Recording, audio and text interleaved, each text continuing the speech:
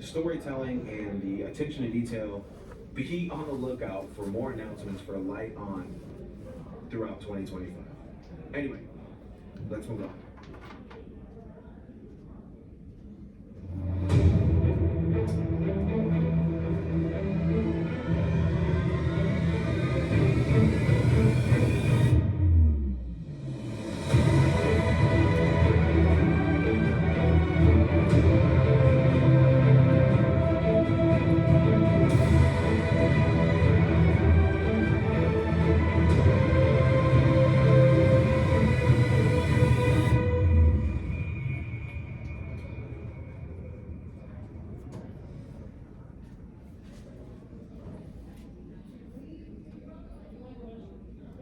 What up, y'all? My name is Storm Rave, and I'm from Chicago, Illinois. I'm the artist and writer for Recusant, which is a one-shot I wrote about a man named Beer Storm. Beer is a mercenary, and in this world, mercenaries are basically contractors who work for civilians because they can't afford to hire conventional policemen thanks to inflation and richer business people running the world. Beer himself is a very cool, serious, no-nonsense kind of guy who claims to only be about his business, but there's more to it than that. I think will really appeal to people who like those kinds of cool and stoic characters. The story is basically about Beer taking a job from another fellow mercenary named Ruby Malone. The job only dictates that Beer capture a girl named Luna Blackheart. She may seem like an average woman, but there are reports that say bad things happen to people who get too close to her. And there's another secret about her that'll completely turn Beer and Ruby's world upside down. Even though the story is just a one-shot, I'm really happy to create this because I think it will speak to people, who like doing everything by themselves and are even too afraid or have too much pride to ask for help. It also has cool action, sword battles, magical powers, all the stuff that you find in the battle show series. Cool, playing up with all the stuff. And the biggest thing that I want to tell about the story is I want to push the message that no man is an island. If someone were to ask me, well, what's the character drama of this story? Character drama is sometimes it's okay to ask questions. Sometimes it's okay to be people. And I think that's something that's very impressive. Are they chasing a remote controlled car? Yeah. Okay, I was like, am I hearing that right? Last but not least, be sure to follow me at StormRave92 and LumeBento for future updates on Recusant and my future books. I look forward to seeing you guys again. Talk to you soon. Recusant as a one-shot truly feels like a story that I would have watched on old school Toonami.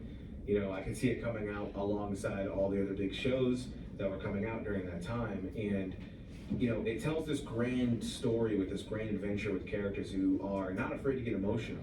This is really a story to look out for, and I hope all of you are enjoying what we have so far. So please sit tight as we have 2 more announcements in the chamber for you. I promise this is almost over.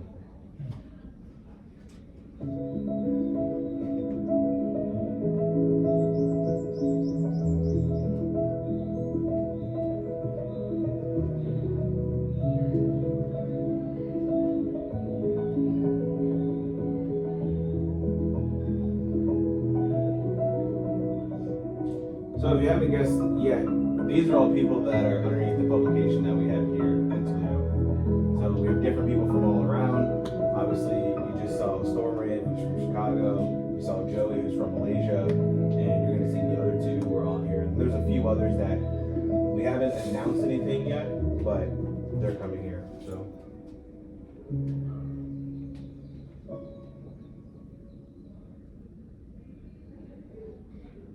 What's up, everybody? My name's #1 Manga. Coming to you from Seattle, and I'm the writer and artist behind Aku Ronin. Aku Ronin is about 2 swordsmen that travel the land to go find people who do bad and bring them to justice. It's a story that I just thought would be really nice for a short story, something simple to the point, something that really inspired me to get into action media, especially when it comes to like samurai films and kung fu, flicks. Like stuff like that is really what I want to encapsulate and capture in this short story. The main character's name is Hao. Pretty simple name, pretty Hao. Hao is the relatively quiet type, but he's also the more stoic, edgy, type protagonist. So you can expect quite a bit from him. And then there's the other character, Sumire, who is more of the by the book serious type. So there are a couple of serious type characters, but they butt heads because of their differing philosophies and personalities and how to take down bad guys. I'm really excited to do this, especially that this is going to be my first real sequential work. I'm stoked to be working with LumeBento and to be really putting in the work that I dreamed to do, my entire life. So I'm glad you guys are here. Stay tuned for more information in 2025. What do you guys think so far? Amazing talent, right? Amazing artwork and amazing stories. Well, to put the icing on the cake, let's get into one more story from one of the veterans on the team.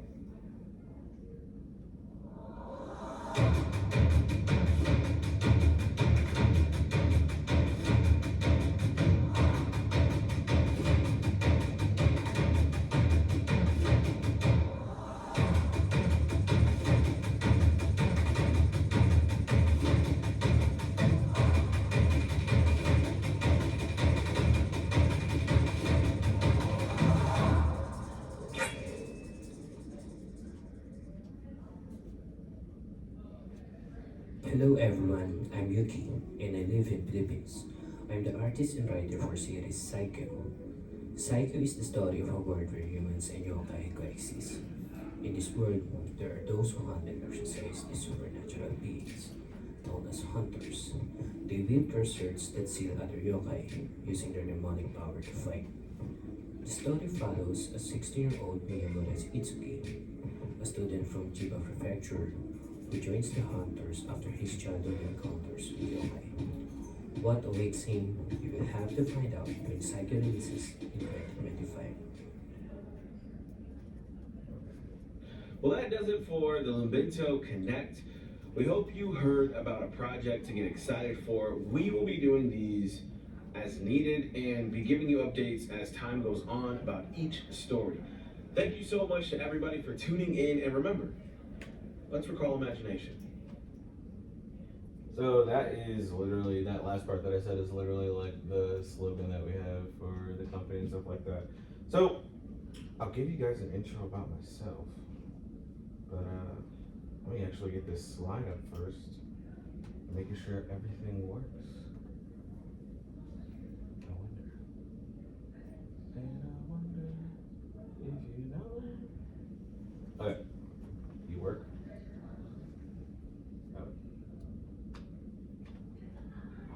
Yes, it does work. Okay. Hello, everybody.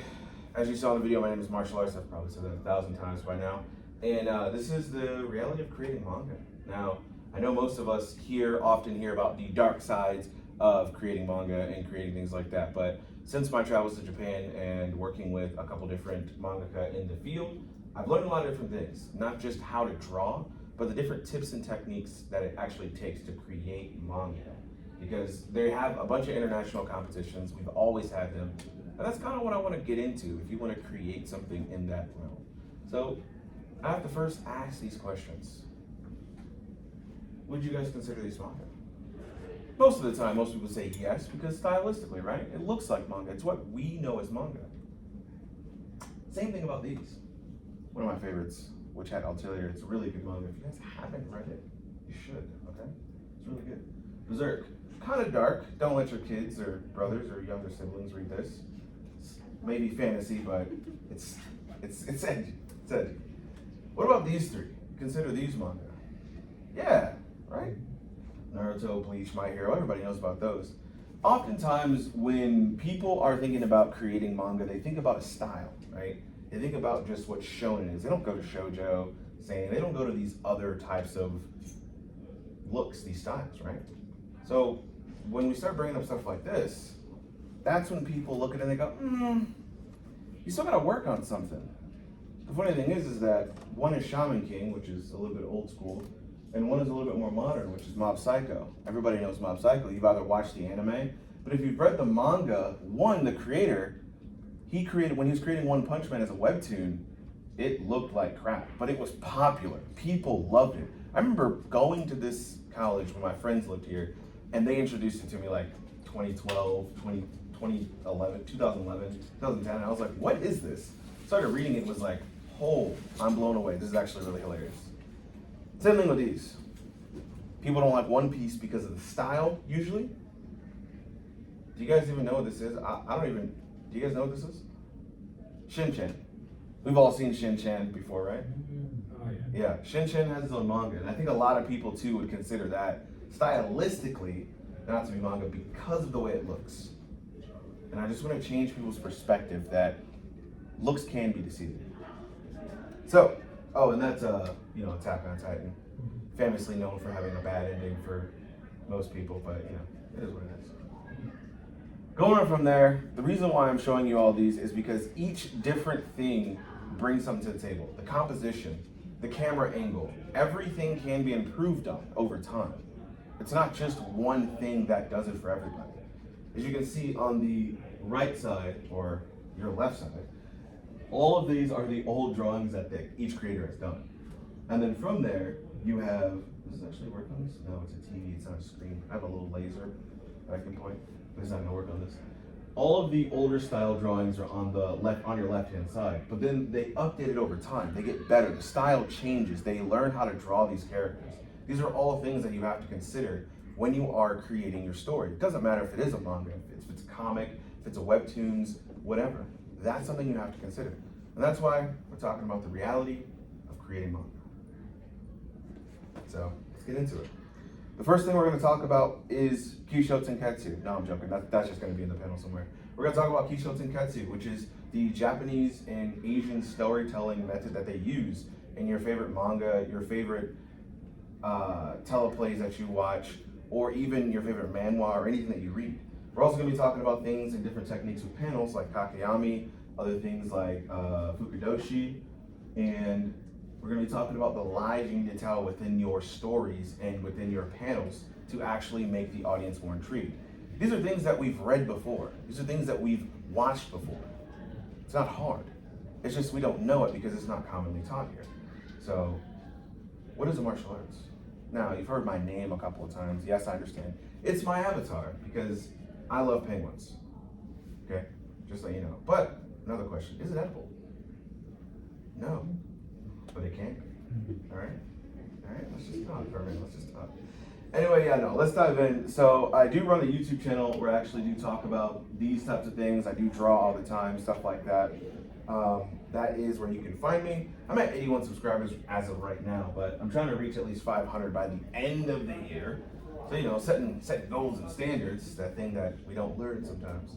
And why should you listen to me? Well, I was in film for 11 years. I shot commercials, I did things with DMVs, I did things all over. I just did a lot. And I have a good eye when it comes to setting things up in a frame. I went from doing just videography to cinematography for 7 years. And I did things for car commercials, I did things with guns, a bunch of different sound packs, stuff like that. And I also did things at festivals. Don't focus on her, focus on me, okay? That's what I need you guys to do. So, as you all know, when I was in the film industry, what happened in 2019? No, the Fire Nation or COVID attacked. Then everything got shut down. So I'm left at home thinking to myself, man, what am I going to do? I'm sitting here just thinking to myself. I sit down in my chair. I'm thinking, and really nothing is coming to me. And I start occupying myself for different things. You gotta go through the necessities, okay? And I'm thinking to myself, and I just go, you know what? I'm gonna create that manga company I wanted to create. Am I gonna get backlash? Yeah, but that's okay. Who cares? People have done crazier things, right? So that's when I created LumeBento. Not LumeBento, LumeBento. So many people say LumeBento, and you know, if anybody's got like a weird name or like a different name, you kind of want to pull your hair out, but you know they're trying. You're like, it's okay, we're trying. Anyway, yeah. So manga and light novel publication business, LumeBento LLC, is here, and yeah, those are our mascots. We have it's cut off. Okay. We have Bento and we have Chop, and yeah, you can find us at LumeBento.net, which right now I'm currently remodeling some stuff on the site. Is that an alarm? No, we don't have a team meeting. Sorry. Okay, it went away. The bad noise and scary noise went away, guys. Don't be afraid. So yeah, this is pretty much, oh wait, I can cut it again. Okay. Okay, yeah. So yeah, this is pretty much where I do, yeah, like I said, the site is, I chose a terrible time to do some stuff to the site. So you'll only be able to read like 2 of the 4 stories that are on there now. Okay. We do have a YouTube channel. I know I'm like promoting like crazy. You guys are like, get to the point. But yes, we do have a YouTube channel for us as well. That way all the artists can get promoted underneath one thing. And yeah, you can find us at LumeBento. We're at 26 subscribers. We're trying to get to 300 subs by the end of the year. So sub if you can. Appreciate it. Had to do shameless plug. Once again, what is a martial arts? That's me, all right? Does it bite? No, but it can. Just letting you know. All right, so I'm gonna show you guys some of my old art. Cringe, please don't make fun of me. Don't throw paper. You can throw pencils. I kind of like taking those home with me. So, should you listen to me once again? Who knows? This is my art back in 2008. We all know our art back in the day was just so superb. This is kind of what I can do now. This is even like a year old, but this is a chapter cover I did for one of my old stories, and I love that story. And I'm actually putting it back up on the website, which is why I'm doing the remodeling, okay? And once again, oh, you're gonna see some shameful art of a young kid who was really trying to draw underboob, but I had no idea how it worked. But hey, I get A for effort for this one, all right? I get an A for effort. But then you get into this, and this is once again another piece of art that I'm doing. So, like I was saying earlier, the tips, the techniques, and things that I've learned while I was studying in Japan with different mangaka, different editors, I want to bring that back and actually teach people how to draw manga. Not just show you how to draw from the front or from the side or from anything. I think these things are important for people who want to create, because you can do it. This is a current story that I'm doing. It's called Penguin Boy. I know you two were in here earlier, but the rest of you kind of came in. You two were in here too. But yeah, this is kind of a recent shot that I did. And then this is my main character, Alba. Yeah, I kind of went with like the white pants, black shirt look like they do like when in Hunter x Hunter and all these other shows where, you know, they're getting serious on some stuff. But yeah, Alba is just a kid who's chasing after his grandfather who mysteriously left the island. Not really mysterious if you read the first chapter. And yeah, he's kind of on that journey. So he discovers these things along with a slew of other things on his journey out. And yeah, I also wrote something called A Paladin's Tale, which is a light novel that I actually write with my fiance because she likes writing, I like drawing. Might as well team up, you know? So there's that. And it has a slew of characters. I was so disappointed with Ruby, and that caused me to write a 30-page document on a school-based system. So that's where A Paladin's Tale came from. So what inspires me, you probably ask? Well, that's easy. This is what inspires me.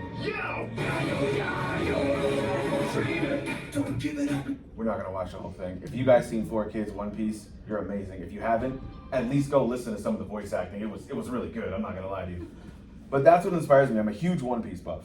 I've been loving One Piece since like the early days, and that's just me. I understand if that's not everybody, but that is just me. So we're gonna start getting into the meat and potatoes of this. I know you guys are tired of me rambling on about myself, so first section is going to be writing, understanding your Bible. Okay, there's a lot that has to, not this one. We're not talking about this one. This is not the story Bible we're going with, although, you know, much respect to it. What we're talking about is when you actually take a cast of characters and you actually take the world they live in, and then you actually can write that down in a cohesive document, whether that is your phone, a Google Doc, or anything else, you know? You have to be able to write down your characters in the world they live in some sort of way. Because if you can't do that, you're not going to be able to come back to a document and do that.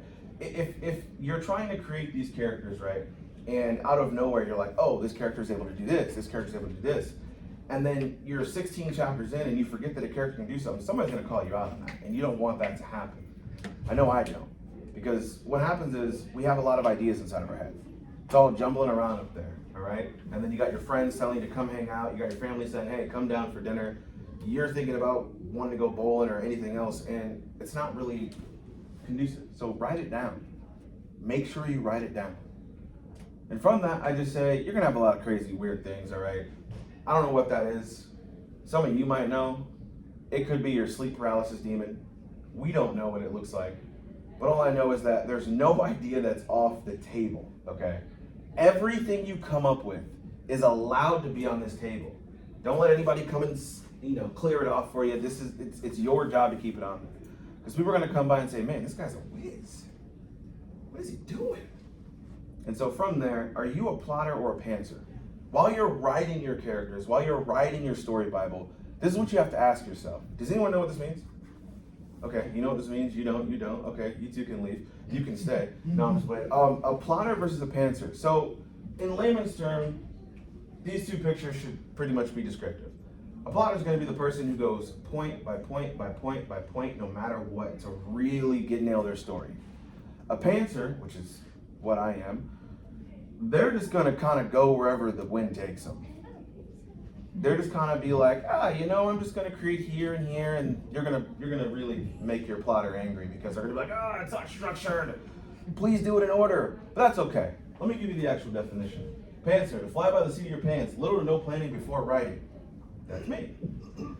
Plotter, to plot, to plan. Plans out the details before they actually go into writing their story. This goes into writing your story Bible. Whichever method you want to start off with, whichever one you are, you're always going to lean towards that. But I will have to say, know when to plot, know when to take your pants off, and know when to combine the two. Do it at home preferably. Please. Past that, but yeah. So either way, you're going to be one of the two. You're going to lean more towards one or more towards the other way. And if you lean more towards one, just know both of these are very vital. Because there are going to be times where you're throwing stuff at the wall, but then you have to organize. You have to be able to go through. I still love that box. I'm sorry. That's like an ADHD thing. I just keep seeing the box. I'm like, I just still love it. But you got to know when to actually do both. And that's like a very thing. Because I'm a pantser, and when I create too much of my story, and I'm just throwing stuff, I get so bored with it very quick, and I'm like, yep, done with it. I know too much. It's whatever. And if you're a plotter, you're going to go crazy. There's just so much detail, there's so much stuff. You're trying to go back and reread stuff and you're like, where did I even write this? Like, that's the other big problem. So, going on from there, we're not talking about this Bible again. Please remember, this is not the Bible we're talking about. Story Bible is the one that you want to write. All right. How much info do you actually need to know before you start your journey? Do you need to know a little bit? Do you need to know everything? Do you need to know enough to just start? And I say yes. You just need to know enough to start your journey. So in the writing section, I want you to understand that when you're writing your characters, when you're writing your actual world, when you're writing all these things, you have to be able to do that. What's up, Doc? Not much, bro. You all right? Yeah. All right. I'm just watching in. Oh, yeah, no, you're good. I was just making sure. If you needed me, I don't want to be there for you. I always need you in my life. So yeah, so you don't need a lot of info to start. It just depends on you as a plotter or a pantser and where you feel comfortable. So going from there, we're going to talk about developing your story and what that actually looks like. You're going to be doing a lot of research. You should be doing tons of research because every single story creator does tons of research for the thing that they want to do. And that's something that when I was actually talking, I wish I had more pictures, but I broke my phone when I was in Japan. And so I have a couple pictures, but I wasn't able to put them in. But when I was in Japan with my fiance and we were going around doing different things, and I was able to work with them, that was one of the things. They gave me a sheet to actually fill out, and it was a story sheet, and I don't have a PDF of it. I'll have to include that in my next one. Thanks for the feedback, guys. But there was a sheet that you had to fill out, and the sheet basically went over developing your story, what your plot was, what your summary was, what your ending was. They didn't really care about the middle. They more so cared about if you knew what your plot was, if you knew what your beginning and your ending was. Because the middle is what you're going to be filling out. The middle is what you're going to be trying to figure out as your journey goes, because things are going to change as your story continues, right? So you're going to have things like a Western. You're going to have things like sci-fi. And you're going to have things like fantasy. but you can also take different elements from these stories and combine them to make a futuristic steampunk. Yeah, that's what that is, futuristic steampunk. And I always thought this picture looked cool anyway, so yeah. So when you're writing your story, that's something to actually really consider is that. Now, we all know stories that have a ton of characters and we're trying to figure out how to actually navigate them and add them into the story. You gotta make them significant. Bleach is one of those stories that I think it is good, it can be good, but I could only tell you maybe 2 people's names up here. And I think that is where I look at the story and go, okay, I haven't lived in enough moments with these characters to have an impacting memory. And I think having your characters have an impacting memory while you're writing your story Bible is very important. Understanding where your characters come in and come out. So it's basically like weaving in and out with your characters. Going into that, we're talking about creating compelling characters. Like Sakura. Not like Sakura. More like Maki. Okay, we do like Sakura. She could have been better. Come on, Kishimoto, what were you thinking? But Maki is actually a very good interpretation of how to write a character. A lot of men and a lot of people cannot write women characters, believe it or not. They're flat, and they're just like, how do we write women? I don't know, dude, do you go to the bathroom, eat food, and go to sleep? So do women, like, just do it, you're okay. But yeah, create compelling characters. That's what we want that. And so understand that your protagonist and your antagonist need to be relatable. They need to some degree. It doesn't have to be like some in-depth thing. How is your main character relatable and how is your protagonist or antagonist relatable? What struggles do they both have, and who is the supporting cast going with them on this journey? Obviously, this isn't anime, but technically it's anime's cousin. I don't know. People say it is, people say it isn't. I'll leave that up to you, silly gooses, to decide. Character note. Big note. Make the villain not the simple twirly mustache villain we see. Give them their own life, their backstory, their flaws that apply to your story. Don't make them evil for the sake of being evil unless your story calls for it. If you want your character to just be this guy here, by all means, do it. But most people want this guy. That's what most people want. These are 2 different types of villains. I mean, obviously he's the main character, but this guy's still evil. This isn't one of those Aaron did nothing wrong situations. This guy did stuff that was wrong. All right. Oh, no. Well, yeah, so pretty much understand like what you're trying to do with your villain. Understanding your supporting cast, because they oftentimes do get neglected as well. And that's a big thing in Japan where, what is the editor's name? Shokasu-san? I think it's Shokasu-san. I think he was telling me the last time, I believe what he was telling me last time is, in the story, supporting cast is always there for a multitude of reasons. Guiding the protagonist, that's a big one. Being the opposing force or foil to the protagonist, questions the current situation, or they just kind of help out. And when you think about Fullmetal Alchemist, that's one of the things you could definitely say. I've never heard anyone really say a bad thing about this, but the supporting cast for this show is so good. And that's something that we understand. These 2 are supporting cast members along with a slew of others. And these are the main cast. And you can differentiate that, but you can still see importance to both these sets of characters. Now we move on to world building. And by the way, if anybody has any questions or they want to talk, feel free, all right? I'm like dying right now because I forgot my bottle of water in my car. So yeah, this is the world building part. And I chose this picture because if we could create worlds like this and they would follow us around, we would get nothing done because this actually looks really cool. Looks like a little terrarium that's like following it. So, but yeah, everybody wants to be able to create compelling and great worlds. They want to create worlds that actually feel lived in.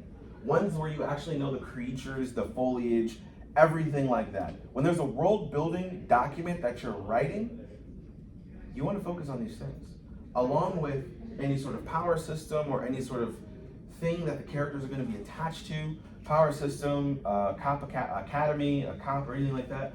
And then you also want to have a timeline. This is the amazing timeline of Naruto, which don't even try to read that. I don't even know why I added it. But yeah, over from there, story building isn't just creating a fantasy world with abstract ideas, okay? It's about the elements of your world you plan to show a reader/viewer as you write.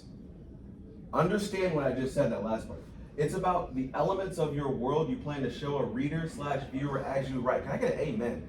Amen. Thank you. That's what you build towards the reader when they're coming to read it and coming to understand it. Okay, that's what I want you to understand. When you're doing the world building aspect, everyone has heard hard world building versus soft world building, and I kind of want to dive into that because that's what you're also thinking about as well when it comes to that. It's a flying baby. Amazing. You know they could do that. Hard world building. Lord of the Rings has set language that was deeply created, and the world has such a rich and concrete lore created for every place. We understand that. Lord of the Rings is like, you try and talk to somebody about Lord of the Rings and they know their stuff, and you say one thing wrong, you're gonna get a 6-hour lecture like the 3 movies, okay?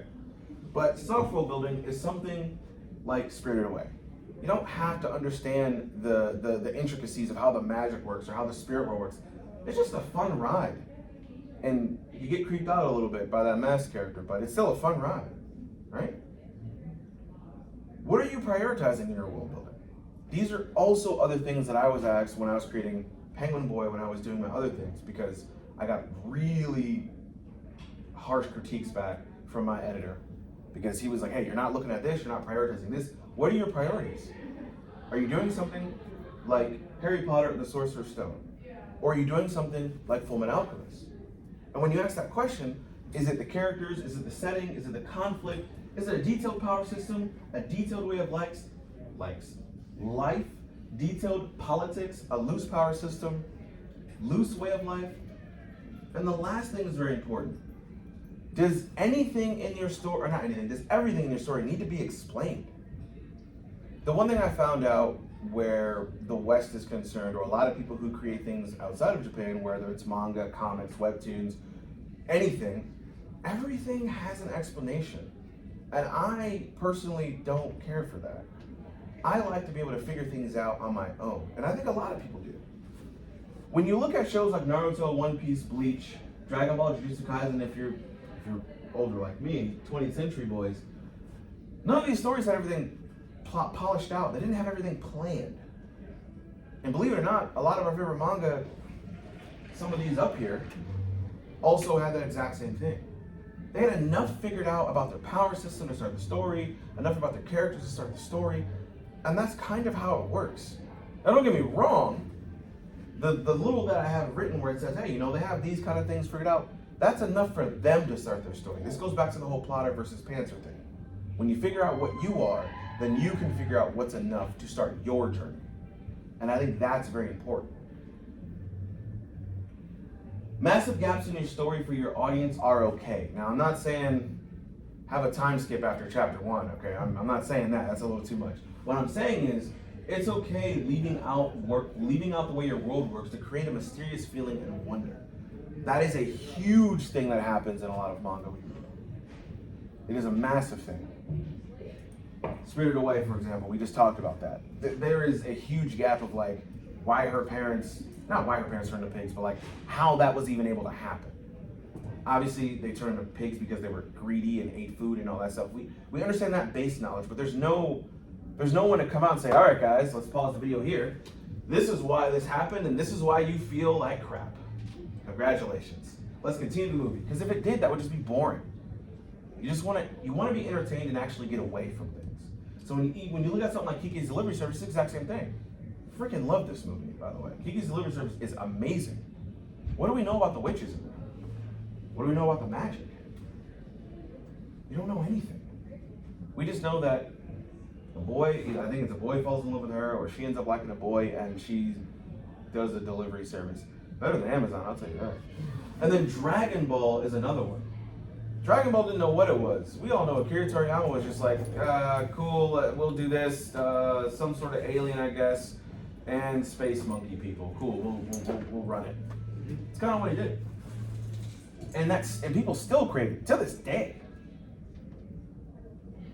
Immersion is the key when world building. Leaving your people feeling immersed. How will you do it? Will you do it with hard world building or soft world building? These are the things you have to ask yourself. Okay. Hey, I want to know, because your shirt's all white, with your Eevee shirt, is that actually Eevee or is that another Pokemon? Okay. I've seen people have like these things where they have shirts, it'll say a Pokemon and the silhouette will be one thing, and on the back it'll be like a completely different Pokemon. I'm just like, that's trippy, bro. Oh, okay. Back when GameStop was alive. Yeah. Okay. But yeah, you have to think about which one you actually want to do. Now, we're getting into the interesting part, because this is the part that a lot of people don't actually know. Everyone knows the 3-act structure, right? Right? Yeah, I see a lot of heads shaking out there. Does everyone know about Kisho Tenketsu? Okay, Boxhead, you said no. I saw a couple other people say no. Kisho Tenketsu is very simple, okay? Kisho Tenketsu is what they use in just about a lot of Japanese children starting in about grade school learn how to use Kisho Tenketsu when they're writing papers for English class. So they use it throughout their entire life. And then Kisho Tenketsu is a 4-act plot structure common in Asian storytelling. The introduction, ki, means development. Show is the twist. I'm sorry, I'm like reading that all out of order. The introduction is ki. I was like, that doesn't sound right. The development is show. The twist is 10, and the conclusion is ketsu. Compared to more familiar narratives, the conflict act is missing, which justifies its description. And if you look at how it goes, they use this over time for individual chapters, for individual arcs, and then for the overall story of manga. That's why when you read your stories, you're itching for more. That's why when you finish up or you catch up to your series, you're like, really? I gotta wait a whole fucking week? All right, man. What am I gonna do in that time? It's not like I have work or anything. Most manga authors use it. Every single author up here has used Kisho Tenketsu for their story. And don't worry, we're gonna break it down for you. Hunter x Hunter, One Piece, Naruto, Dragon Ball. Can anyone know what this is? I just wanted to see if people knew what it was, because it's an old. It's a comedy, right? Yeah, it's a comedy. Yeah. It's super funny. If you get I can't remember the name, but I added it on here because I was like, what is the name of this game? Anyway, and GTS. So here's some familiar ones that people might know of, but they might have not studied. The Hero's Journey. Okay. Dan Harmon's Story Circle. The 3-act structure, we literally just talked about that. You guys have short-term memories if you don't remember this. Freytag's Pyramid, which is kind of the same as the 3-act story structure, has a couple differences, but they feel the same. Kisho Tenketsu, let's actually break that down by what that means. So, Shigeru Miyamoto actually uses this for every single Mario game he's ever created, which is kind of funny, because when we break it down, you're gonna be like, oh yeah, this definitely sounds right. Within this plot structure, the focus is on the characters, their relationships, and the settings. Make a little bit more sense? When you think about Kisho Tenketsu, you start thinking about your favorite manga or your favorite anime, and this is what it focuses on. Ki means the beginning. Setting introduction, character's introduction, worldview, select or giving info about the plot. We all know how Naruto starts. He starts as a little snot-nosed punk painting on all these murals in these faces, all right? We all know how My Hero starts. They start out with Deku being weak, not being able to do anything. And then for my story of Penguin Boy, he starts off on his island fighting these anthropomorphic creatures. Show is the development. When you actually exit out of the world of the main character. So in Ki, you only understand the character, you understand their worldview, not the world in general, their worldview, their problems and concerns. And then when that actually starts to open up, is when you get show. You start introducing your supporting cast. You start introducing another problem into the main character's worldview. You start actually understanding, oh, this world is a lot bigger than what I thought. I was just this kid who didn't know anything about chakra, didn't know anything about being a ninja. Now I'm in this group of people. Now I'm in this bigger world. Same thing with Deku. He didn't know how to use all for one. Or one for all, sorry. One for all. But he learned over time. The ensemble cast got bigger. They introduced more problems into his world. And it's the same thing. Same thing with Alba over there at the end for Penguin Boy. He now has a set of friends and a set of people he actually has to protect. He didn't have that before. And then we get to 10, which is the twist. Sorry to people who haven't seen any of these. This is like This isn't too far in, but I mean that one is, but this one really isn't. And then we get to 10, which is a twist. The pace and direction of a story can change, showing the climax of events so far. These things happen on a dime. How many times have we read or watched an anime or manga? We're reading it, and then something happens, boom, and it's just like, oh, I wasn't expecting that. That's the 10 part. And right from there, we have the ketsu, which is the conclusion. Now, I've shown the ending of these stories. Spoiler alert. Probably should have prefaced that 10 seconds ago. But I'm showing the endings of the stories, but ketsu is all about making sure your story comes to a good resolution for that specific part, and then leaving a little bit open for the next chapter or the next set of events to arise. We've seen, you can picture it. Characters are like, yeah, we did it, guys. Awesome, let's go home and eat whatever.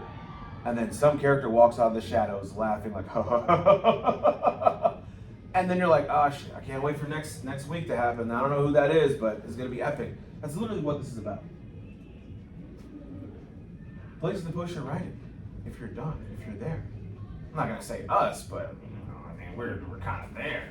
Shameless plug. We do light novels and manga, so yes, you can submit, you can do things like that. And we do pay all our artists and our writers. That is what we do. I'm supposed to have like 5 people here to help me with this today, so I apologize if everything seems kind of makeshift, but I had to like wrangle it up and do it. Did they not get paid? No, they got paid. They just had an accident. So I'm like, please be safe. So I was like, yes. So yeah, this is where we normally do the drawing section of the reality of creating manga. But I don't have everybody here, so I'm trying to set up for that. I was trying to set up for that still, but that's pretty much that part on that, because what I'm going to do now is I want to show you guys how you can actually get into your thing. Does anybody here draw? You draw. Okay, a lot of you draw. That's all you had to say. We all draw, right? So you guys all draw. I wonder why they're all here. Give me a second to set this up, and we will go through with it. Let's get Etienne.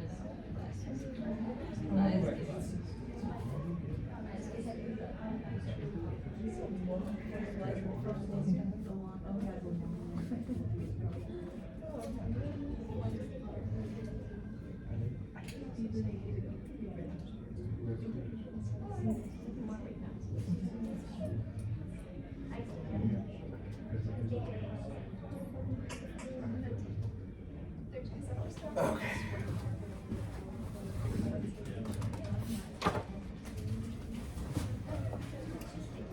Let's move this bad boy up. Appreciate y'all coming. All right. So there's a couple things that weren't in that slide that I feel like is very important for you to know. Let me make sure this is okay. This is doing this. So we're gonna bypass all the settings. Basically, all I did. So the program I'm using, for those of you who don't know, if you don't use this, I'm using Clip Studio Paint. I'm using the EX version. So it has a lot of different settings in it versus the Pro version. So basically, all I did was just hit File New, and then I went to this comic panel here, and then I usually just hit OK. Now from this, you're gonna have your different borders and your different settings set up, right? So if I'm doing it step by step, just in case anyone in here, they don't know how to use the program and they're trying to learn. Basically over here on the left-hand side, where my mouse is, you have this panel section here. It's Create Frame tool. You click Rectangle Frame, and then you can click and drag, and what that's gonna do is that's gonna create a panel for you. When that creates a panel, you're then able to split it up and do exactly what you need to do. So the first thing I want to teach you guys is about Fukudashi. Fukudashi is your bubble placement, and that is really important when it comes to creating your story. Now, the reason why this is more important than everything else is because that's going to allow you, I'm just going to create some random frames, that's going to allow you to actually guide your reader's eye a lot more, and it's going to allow you to understand how to set up your composition. This is something I learned when filming. It's the exact same thing where my lighting is set up, or where my character's gonna be is how I set up my lighting, how I set up everything else. It's the exact same thing here. Your bubble placement, or Fukudashi, is going to be very important. So let's say we have a character here, all right? Oh, Oh, wrong thing. Gonna choose my pencil tool. And I'm gonna go to this first box here. My layers are over here on the right-hand side, or your left. I'm going to figure out where I want my bubbles to be. So we'll just say, okay, usually within manga or within comics, they always say to place your bubble on the right-hand side and then show either your scene or your characters. Because who's ever gonna be talking, the bubble's always gonna be placed on the right, typically first to start it out. And then that's how you're gonna end your conversation as well. Those rules can be broken. Those rules can be broken, and they're meant to. It's just that a lot of times people don't understand what the rules are in the first place. And I think that's okay. We're just gonna draw a little window here.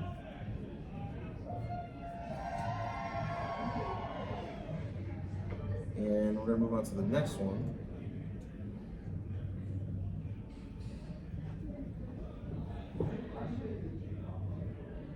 Oh, no, I don't want this. I want. And then I'm gonna move on to this one. So all I'm doing right now is kind of looking at how I want the reading direction to go. So I know that we're gonna start here, and then we're gonna see our characters here. And right after that, and I create right to left, by the way. Sorry if that confused you. You're just like, what the heck is he doing? So I create all my stories right to left. So you're gonna start here with the reader, with the bubble, and then you're gonna see the actual characters, and then you're gonna come down to the second panel, and you're going to see the bubble here, see the action, and then see the bubble again. This is just important for the flow of reading. And you can literally do the exact same thing again. This one we're just gonna add the person's reaction as well.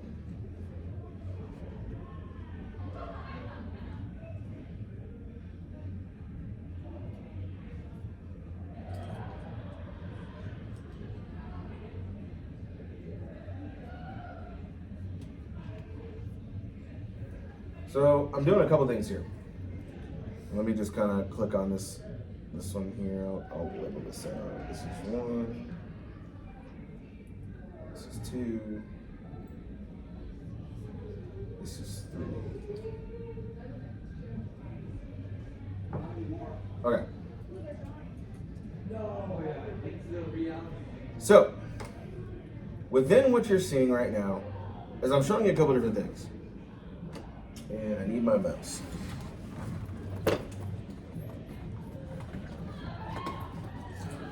I don't think I brought my mouse, so that's okay.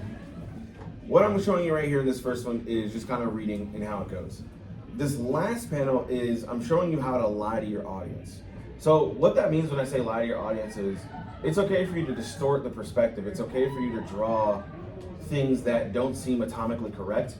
And this is something I learned by not just watching Naoki Urasawa, who is the creator of 20th Century Boys, Billy Bat, and a slew of other things.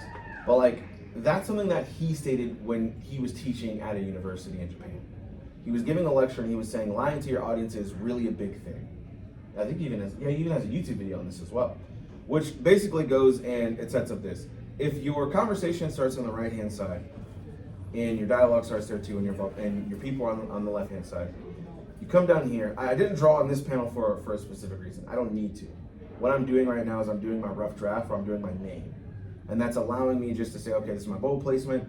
And then for this last panel, I wanted it to be a reaction thing.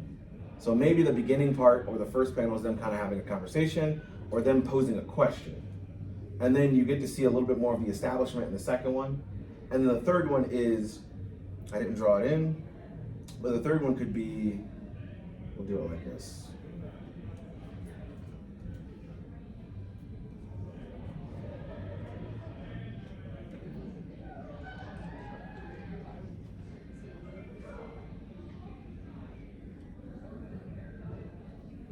There's gonna be something like that, where you read and then you get to see something and then you get to see her reaction. Having the reaction in the same panel is very good, depending on what you're going for. Because that can actually save you time, and it can save what they call in English pregnant pauses from happening. And what that is you're allowing these things to actually be seen And I actually showed it in the slide earlier when I was showing the Shin-chan panel where they were laying on the ground and you could see the person's face and the reaction on the side. It all happens in one panel, so it actually creates a sense of comedic timing. Because timing is also a very big thing when you're creating any sort of sequential art. And that's something where I look at this and I go, hey, you know, what is it that is going to tell this story in the best way, but also what is actually going to work for the moment. And so with this part, I would definitely say understanding the timing you're trying to get down, whether it's a serious moment or a funny moment, is something to really keep in mind. I'm gonna turn these off real quick. Set up for another one. I should go like this.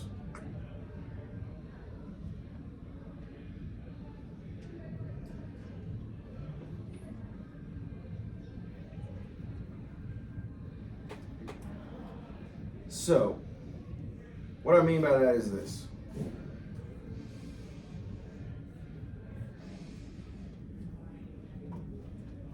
Oh, dude. Gotcha. Thank you. I'm like, you're my hero. Dying up here,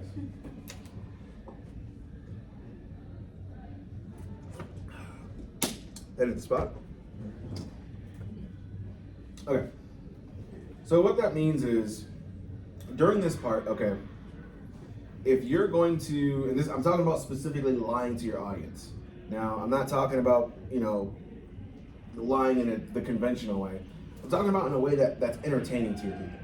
So if you have a person who's sitting here and they're talking, and they're asking the question like, did you hear, please don't say anything about my spelling or my writing. Did you hear? And if we need to have something like this, where they go,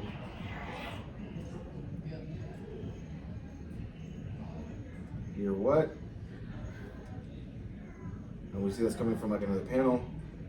And then we have this person's here where they're like,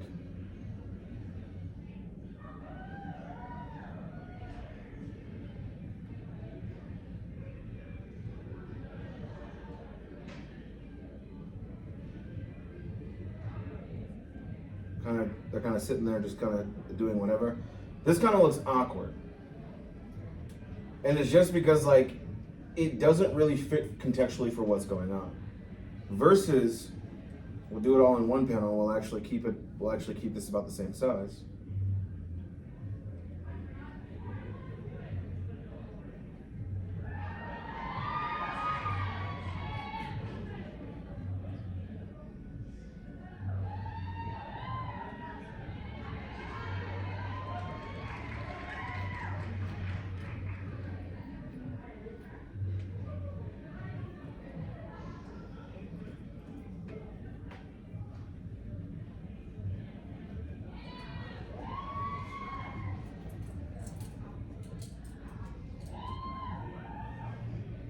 Did you hear?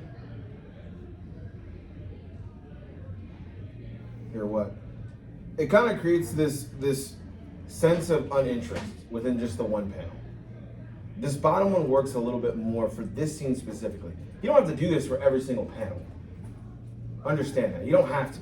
This is just an understanding that lying to your audience means bending the frames of what you're learning and being able to apply that. So if you're learning anatomy, for example, to try and understand, okay, how do I actually draw my characters more anatomically correct? How do I actually draw my characters from this angle or, you know, in this distorted lens? That's fine. But understand you don't have to draw anatomically correct for your story. Because you're trying to emphasize a moment. You're trying to emphasize a scene or a character. If you want a character to be big with a tiny head, I can't think about what that manga is, but it always looks so funny. You can do that because you're trying to emphasize something. Everything within your story or your manga is subjective until you start trying to tell things sequentially. So if you're doing an illustration, cool, that can be a little bit more subjective. But if you're trying to create moments, story beats, it stops being more subjective and starts being more of like, maybe you didn't execute the way you wanted. Maybe you couldn't execute because you had to learn something. And those are things to think about when you're actually creating your works of art. The next thing I'm gonna go over is Kakeyami, which is literally just this. Let me actually get a bigger brush. So Kakeyami is literally the Japanese style of hatching. So you know how like we have cross hatching here in the States? So there's cross hatching and then there's Kakeyami, which is literally what I'm doing here. And we've seen it before. It's cross hatching without going over the lines. And this is something that and by the way, I'm still learning a lot of things. I've learned a lot, and so it's hard to like put everything down on paper. Don't worry, I made a story Bible about it. I'm okay. But it's still hard to contextualize somewhat without being able to show you. So Kakeyami is literally used to create a sense of dread or emotion. I have a brush on it. I don't know which brush it is. And because it's like way easier to, oh, I have it on erase. It's like way easier to like utilize in that way. Nah. But there are times where I try to create it myself and it works out for the best. So this one is just regular hatching, and then this one right here is Kakeyami. And so you would use something like this when, let's say we draw out a scene here. I need to really, brush this way.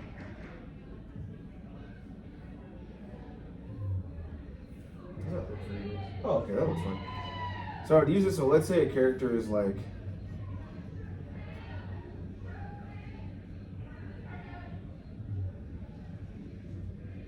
they're like really dreading something. I normally do this first.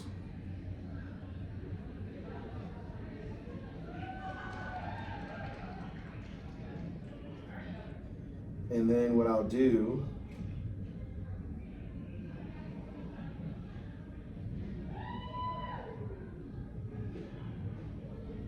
and I would normally do these on separate layers just so I can use one as like an outline.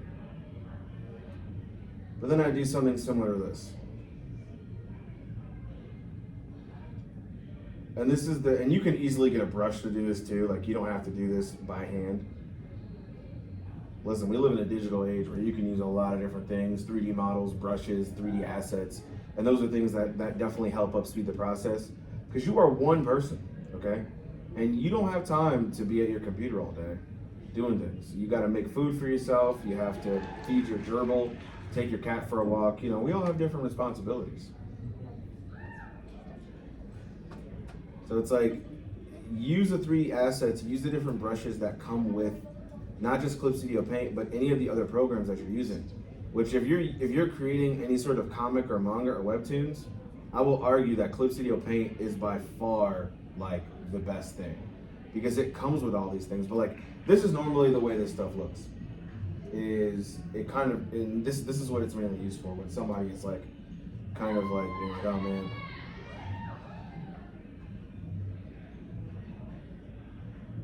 What a day. It's kind of what it's used for. And it could be used for other things, but Kakeyami is just one of those techniques that like, you're not gonna use it all the time, but I wanted to make sure just to kind of teach it, just because when you leave here and you start reading your manga, you start watching your anime, you're gonna see Kisho Tenketsu. You're gonna see all these different techniques and all these different things within the stories that you're reading. And that's something that I would say is definitely like a thing to have. So, and this is the last thing. This is the last thing, because normally we're supposed to go until 2, but it's okay. The last thing I wanted to kind of talk about was just understanding that, I had it in my head. I wasn't Fukudashi, we did the line to your audience. I brain farted. And I'm like trying to think what was the last thing. There was one more thing.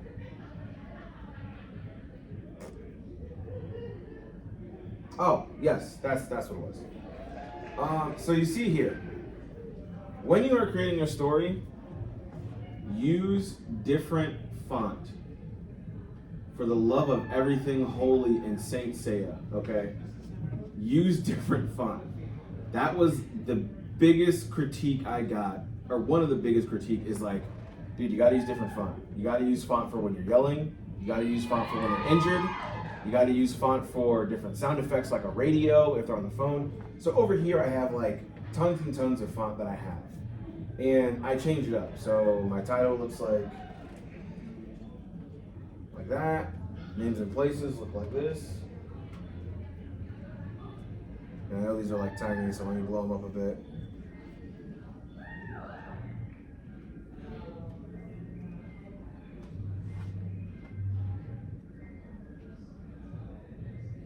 This is the main text that I have.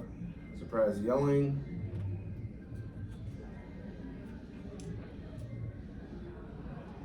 And out of context, these just look like your everyday average font. You're just like, what's happening? This is my pain voice.